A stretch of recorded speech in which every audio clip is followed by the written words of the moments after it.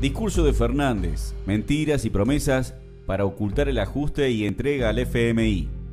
Con la vicepresidenta sentada a su lado y con la ausencia de Máximo Kirchner, el presidente Fernández dio inicio a las sesiones ordinarias del Congreso. En un comienzo con bastante hipocresía, el presidente Fernández abrió las sesiones cuestionando la pobreza y que los poderosos miran para otro lado, como si él no fuera un presidente que acuerda con los poderosos de afuera y de adentro las medidas de ajuste que generan más pobreza, lo cual se profundizará en el marco de su acuerdo con el FMI. Tras un minuto de silencio por las víctimas de la pandemia y de los ataques en Ucrania, prosiguió con su discurso. Rápidamente, Alberto Fernández volvió a hablar de nuestro país. Resaltó los problemas históricos como marco para explicar que podemos volver a ponernos de pie, olvidando que el acuerdo con el fondo nos coloca más cerca de estar de rodillas que erguidos. Aplausos a sí mismo y ninguna mención a la primera línea. Sobre el tema arrancó diciendo que recibió un país en crisis y con una deuda enorme y encima con la llegada del COVID-19. Aunque esa herencia es real, su relato hoy fue para preparar cierta justificación de la actualidad. Por eso rechazó las críticas a su gestión de la pandemia. En ese sentido, desarrolló una extraña y poco cierta explicación de que en 2021 están mejorando las condiciones laborales y salariales, algo que no evidencia ningún asalariado del país. Lo mismo en torno a su definición de que en el país nadie quedó sin atención sanitaria, cuando durante meses y meses las miles de muertes se mezclaron con mala atención en muchos casos y con el equipo de salud agotado, mal pago y con falta de personal para semejante crisis sanitaria.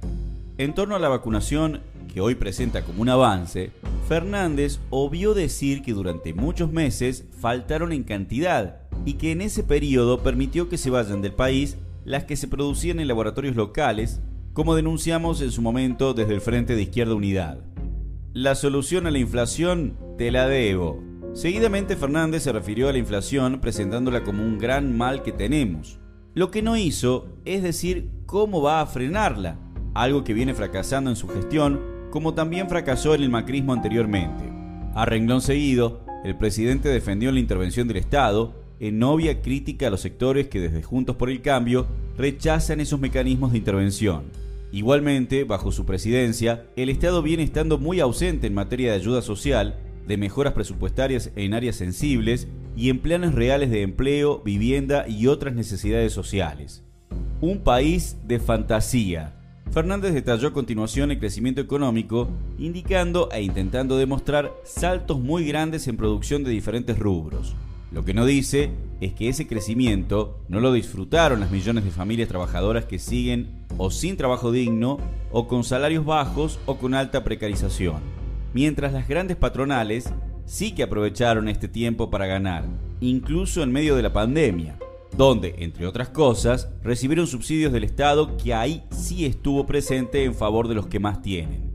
Extractivismo al palo. El presidente habló unos segundos de energías limpias, pero rápidamente reivindicó la política en petróleo y minería. Habló de Vaca Muerta como ejemplo y de la recuperación de empleo en esas áreas, cuando surge evidente que la política extractivista que impulsa no solo contamina y saquea, sino que a la vez no genera empleo digno a largo plazo. Reivindicar ese camino que enfrentó el pueblo de Chubut con todo éxito muestra la gran asociación del gobierno con las corporaciones del sector y que vamos a un 2022 de más enfrentamiento a ese rumbo nefasto que hoy también genera movilizaciones de rechazo en torno a su intento de avanzar con la exploración offshore en el mar argentino. Con la burocracia sindical aplaudiendo.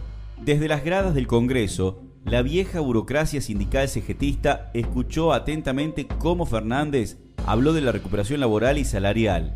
Dijo que el poder adquisitivo creció un 3% y anunció que ese camino de crecimiento seguirá.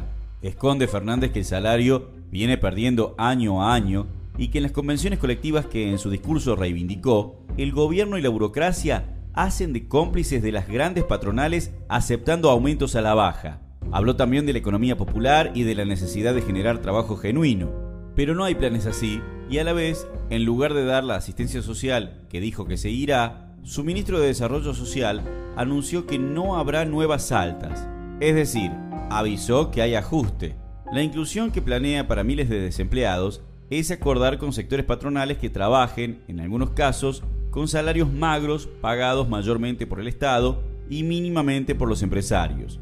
La distribución de ingresos, como ideal papal que reivindicó, no se ve en el país, donde la brecha entre ricos y pobres sigue creciendo bajo su mandato. En este rubro hubo un discurso para la tribuna y muy poco de realidad.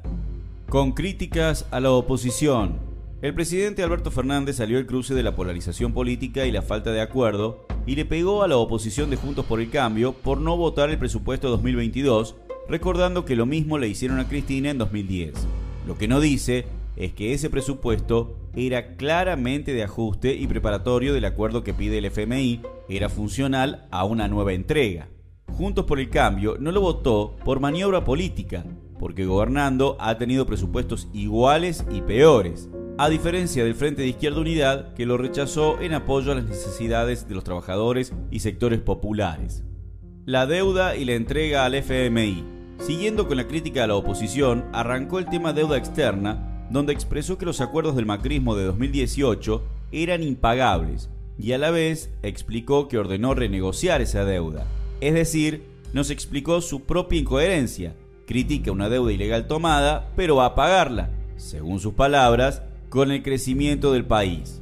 Reivindicó también la reestructuración de deuda extranjera, lo cual fue otro capítulo de entrega a los buitres, y resaltó que está llegando a un acuerdo con el fondo, al que todavía le faltan algunos puntos. Estas buenas relaciones representan concretamente un camino de ajuste y de sometimiento a revisiones trimestrales de los equipos técnicos del fondo que decidirán qué hacer con las finanzas del país.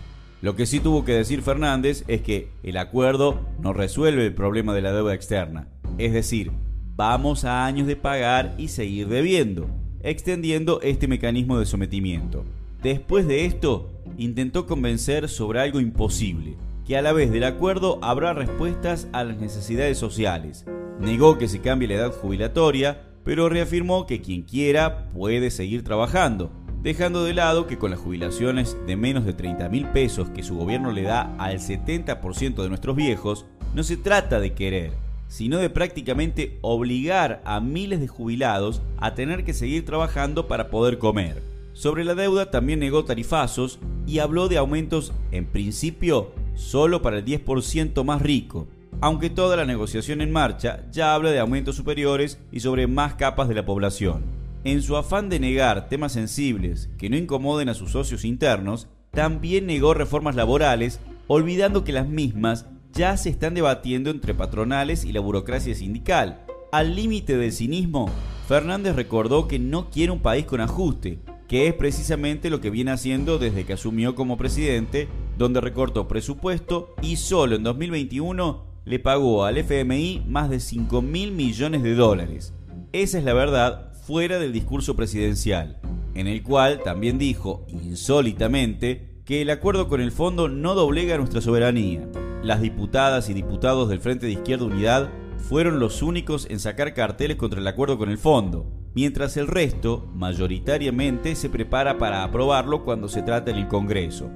Para tapar esa votación que se viene, diputados de Juntos por el Cambio intentaron sobre el final de posar de duros, con gritos y parándose en sus bancas, otros hipócritas al servicio de las grandes corporaciones y del FMI. Finalmente, anunció nuevos acuerdos con China, que aunque obviamente no lo dijo, es un nuevo frente de entrega y de endeudamiento, con una nueva potencia imperialista a la par del endeudamiento que ya tenemos con el FMI comandado por Estados Unidos. Un cierre de promesas vacías. Para cerrar su discurso, Fernández numeró una serie de propuestas imposibles de corroborar en la realidad, como el cuidado del ambiente que su gobierno ataca al alentar a corporaciones contaminantes. Habló del apoyo a la educación, de construcción de escuelas, de conectividad masiva y de compra de miles de computadoras. Medidas que hoy son tan solo palabras y las cuales hubieran hecho falta en pandemia. Habló además de planes estratégicos, de igualdad de género, el respeto a la diversidad sexual y otras generalidades que son papel mojado sin medidas concretas ni presupuesto real. Habló de inversiones en Chaco y Corrientes, la misma provincia que su gobierno no ayudó como se debía en medio de los incendios, y de seguridad y justicia, sin medidas algunas que cambien un sistema judicial privilegiado, digitado por el poder político, ni medidas sociales de fondo, única forma de atacar la inseguridad realmente.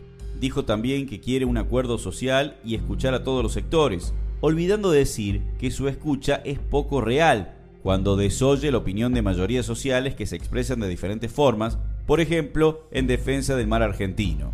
Previo a estas definiciones generales, había dicho que él ve que nos estamos volviendo a poner de pie, extraña visión de un país imaginario que las próximas semanas tendrá de nuevo a miles en las calles enfrentando su plan de ajuste, su acuerdo con el fondo y en reclamo de salarios y trabajo digno. Ese sí que es el país real que marcará fuerte presencia todo el 2022. Para terminar, habló de la paz y de un mundo con multilateralidad, pidió por la solución pacífica y rechazó el uso de la violencia y de la integridad territorial. Lo hizo con palabras que evitaron denuncias mayores a Rusia y a la vez no queriendo incomodar a Estados Unidos.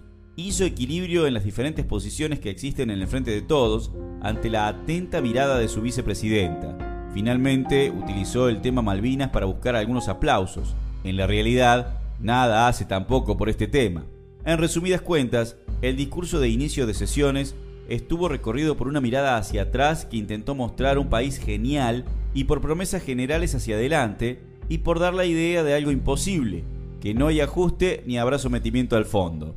Los técnicos del FMI que auditarán nuestras cuentas cada 3 meses dan cuenta del país real que hoy se ocultó dentro del Congreso.